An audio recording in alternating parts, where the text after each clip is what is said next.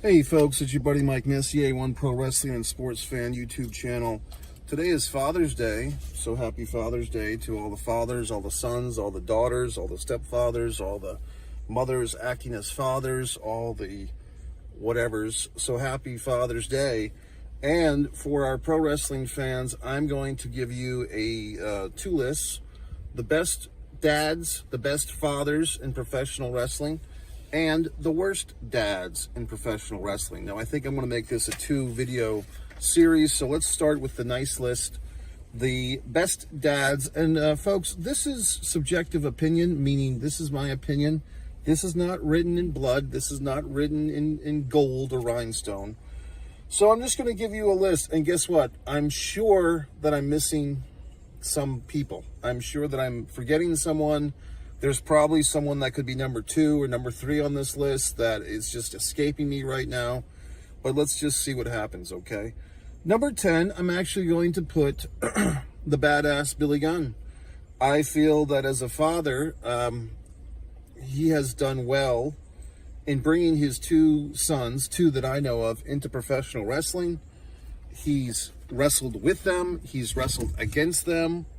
He's allowed them to kind of be smug heels at his expense. And, I mean, it is kind of interesting and somewhat humorous that he's in better shape than his sons and most of the contemporaries there that he's wrestling with. But that's a testimony to Billy Gunn's physical fitness and so forth. I should have, and I will now, say, what are the criterion? What's the criteria for these lists?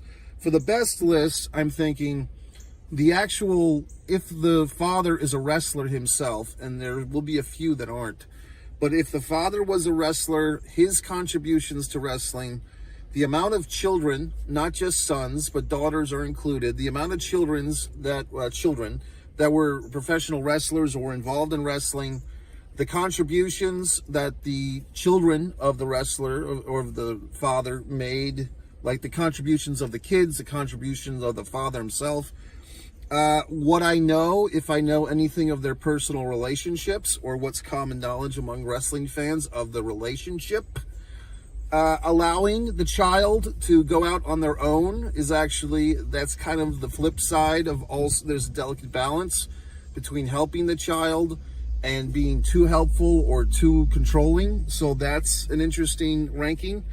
Trying to think what else. Knowing when to kind of go off into the sunset and let the child do their own thing. So all these characteristics. So that's why Billy Gunn gets in on this list. His sons have not accomplished a whole lot. They've had some tag team champions and so forth.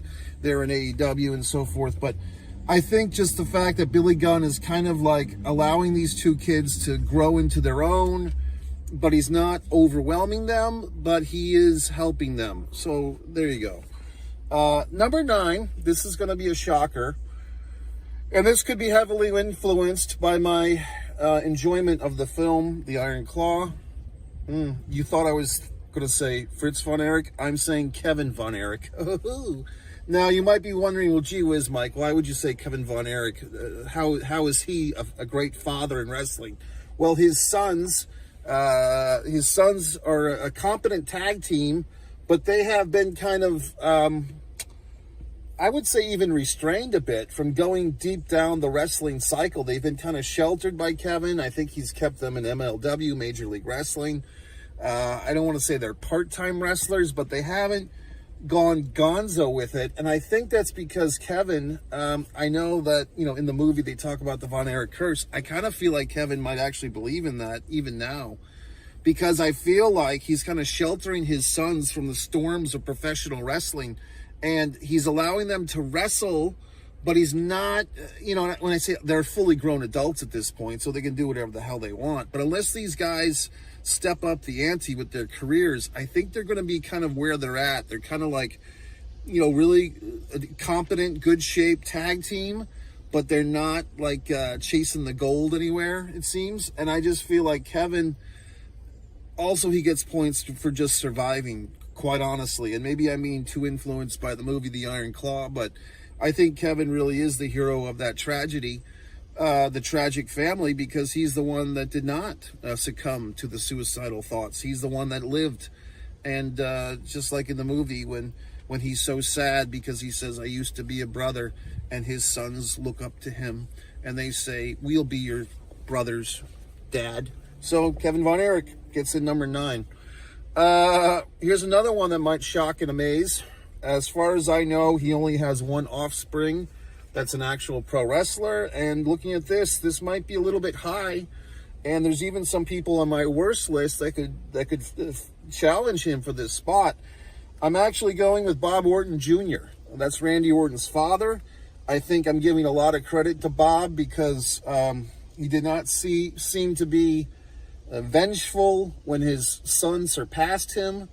As an old school wrestling fan, that even hurts me to say it, but I mean, I think we can all agree that as far as title reigns and success, worldwide acclaim, Randy Orton has surpassed his father. I don't know if Bob Orton Jr. really surpassed his father, the original Bob Orton. Bob Orton Jr. had a tremendous career. In fact, if you want to see some great tag team wrestling, Bob Orton Jr. or Cowboy Bob Orton, and his partner, I believe, was none other than Dick Slater. And at Starrcade 83, look up this match. Orton and Slater versus Wahoo McDaniel and Mark Youngblood. Tremendous match. And yes, Cowboy Bob Orton, or Bob Orton Jr., that's the same guy. He did all these wonderful things with Roddy Piper and Adrian Adonis, WrestleManias 1, 2, and 3, and so forth. And he was really a big part of that early golden era of WWF, the first half, like the 84 to 87. I think Cowboy Bob was gone by Survivor Series 87. Cowboy Bob was out of there, but he had a great career, and I think that if you look at the stuff that he and his son did, was at WrestleMania 21, where Randy Orton faced The Undertaker, and Bob Orton, Cowboy Bob, kind of came out of retirement, and they did like a handicap match at a subsequent pay-per-view and so forth. I really feel like Bob Orton Jr. is a great father for wrestling. He gave, his son the name, the Orton name, and then he kind of let his son do his own thing, but called upon, he came back into action. So I just give Bob Orton Jr., Cowboy Bob, number 8. Number 7 might also shock and amaze. Most fans would only know of the one child, but he did have daughters that were involved in wrestling, and he also had son-in-laws, and I guess that's another part of the criterion. Like, did you have a daughter that married a wrestler or something like that? Verne Gagne. Verne Gagne coming in surprising number 7, you might say. Why did I say Verne Gagne? Well, I feel like Verne kind of had this whole thing. He had this whole company. He had his one and only son wrestler, Greg Gagne. And Greg, I think Greg's kind of underrated. Greg was recently a guest on my buddy there, Mike Monty and Jimmy Farrow out of Staten Island, their talk show. I think Greg Gagne, he's doing his thing with Mag and TA. I think Greg Gagne has kind of an underrated career. Greg kind of gets a lot of flack from the inside fans for kind of claiming to invent Hulkamania, claiming to invent the New World Order, claiming to invent Monday Nitro. But yeah, Greg, I think there's some, like, he's contributed more than he's given credit for, is how I would put it. But I do feel like Greg had a great career, and I think Verne, with these impeccable standards, of amateur wrestling, the AWA, all these things, I think Greg really did his part, okay? Also an early Remco action figure, Greg Gagne, can't take that away from him. Now, we have heard about these stories of Verne Gagne wanting one of his daughters to marry Hulk Hogan. That might have kept Hogan in the AWA. If Hogan, Hogan, who knows? He might have been happier had he had married the daughter of Verne Gagne. His eventual marriage to Linda did not turn out so well. I'm just going to make myself smell nice. And I just feel like Verne Gagne is number 7. Number 6 might shock and amaze. This is kind of a thing where I guess I can squiddle fuck him in there because I did that for number 5. So I will squiddle fuck. I'll call it an audible. I will give a group nomination to Blackjack Mulligan and Mike Rotunda. At number 6, they are of the same lineage. Blackjack Mulligan would be the father-in-law of Mike Rotundo or Mike Rotunda, depending on who you ask. Mike Rotundo, of course, is the father of the wonderful Bray Wyatt and Bo Dallas, and we all know the story of Bray Wyatt. You can watch me and my buddy there, Jimmy Faluca, with our 2 tributes to Bray Wyatt on this channel. And Bo Dallas is coming back as Uncle Howdy. So that's Mike Rotundo's sons, but Mike Rotundo married the sister of Barry Windham, his tag team partner in the U.S. Express. They were tag team champions in Florida. They were tag team champions of the WWF. Rotundo marrying the Windham sister, and that Windham sister, of course, is the daughter of Blackjack Mulligan. And Blackjack Mulligan was an awesome wrestler, one of these guys that if you're a younger fan, you may not know too much about him, but he was a guy that was a legitimate 6'7", 6'8", kind of an old school cowboy wrestler. He did the Iron Claw with the glove and so forth. Look him up. Number 5, like I said, is a double pick. It's a one family tree. I guess I could make this a 3-fer if I wanted to. I'm a little tempted, but I'm not going to put The Rock on this list. I was tempted. I am going to put Rikishi, the father of the Usos, Jimmy and Jay, and yes, they do have their struggles. But as far as a tag team goes, they're highly successful, highly entertaining. And Samoan Sika. That is Roman Reigns' father. Some of you younger fans, I'm sure you know about the bloodline and so forth, but have you watched Samoan Sika?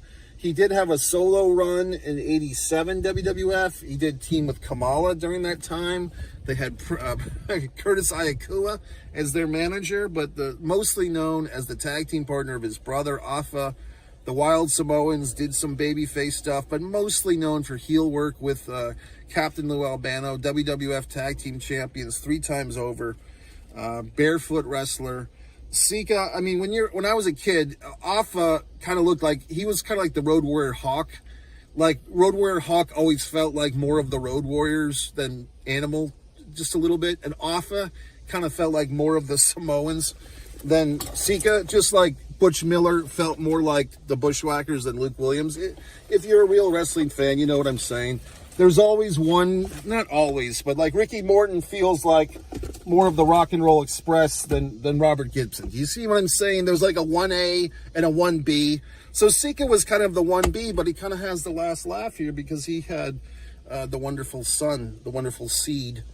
Number 4, this one might shock and amaze, especially if you know me and my views on wrestling.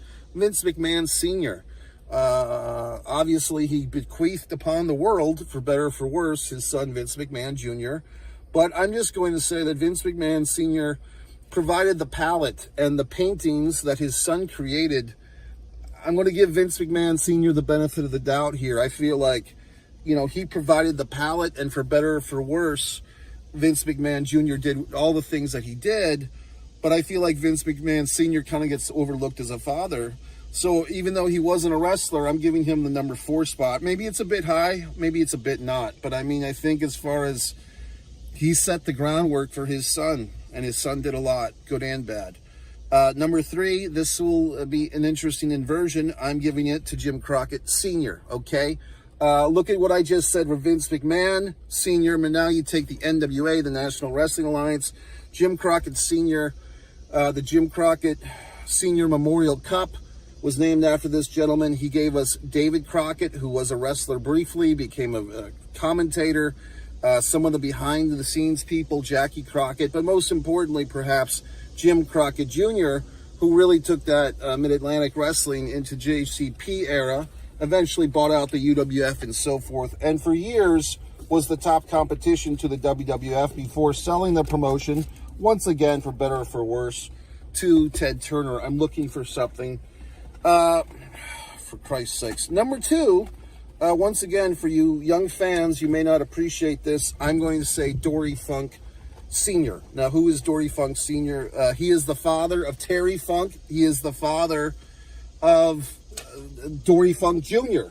And so, although he never won a world singles title himself, kind of similar in that story of Fritz von Erich, Dory Funk Jr. raised not 1 but 2 sons that won world championships. Dory Funk Jr. was said to be a real badass, a real tough guy. And I'm giving Dory Funk Sr. Basically, I've never really gotten to see his wrestling work, to tell you the truth. I'd like to. but his sons were so proficient.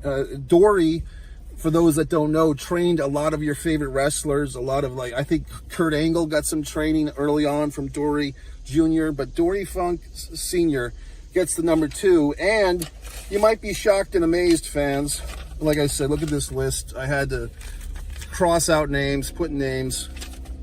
Stu Hart, number 1 on my list is Stu Hart, Bret Hart, Owen Hart, the other Harts, all these Harts. You know what I mean? He had, 5 wrestling sons? Jim the Anvil Neidhart, a wrestling son-in-law. The British Bulldog, a wrestling son-in-law. I don't think the Dynamite Kid ever married a Hart sister. I could be wrong on that. But I feel like Stu Hart and all the wrestlers that he trained, all the wrestlers that came through the dungeon, came through Calgary Stampede, Bad News Brown, I believe Brian Pillman, the original Brian Pillman came through. Interesting, Brian Pillman didn't make either one of my lists, good or bad. Just kind of, unfortunately, he wasn't there for his son because he was deceased, Brian Pillman. But basically, Stu Hart, I'm giving the number 1. I really feel like he is what you call a patriarch. Those wonderful stories we hear of him making the eggs and, like, taking the fucking egg handle thing, the thing you flip the eggs, and then, like, flipping the cat litter shit in the cat box. I mean, how can you beat that? The bears underneath the Stu family fucking deck, all these absurdly humorous, entertaining stories all come from the Hart family. So my number 1 pick for the number 1 dad is good old-fashioned Stu Hart. Okay, fans, I'm going to go see a film, and I will come back and do the worst dads list. Happy Father's Day once again to all the fathers, the sons, the daughters, the stepfathers, the mothers acting as fathers, and everything else. MikeMessier.com.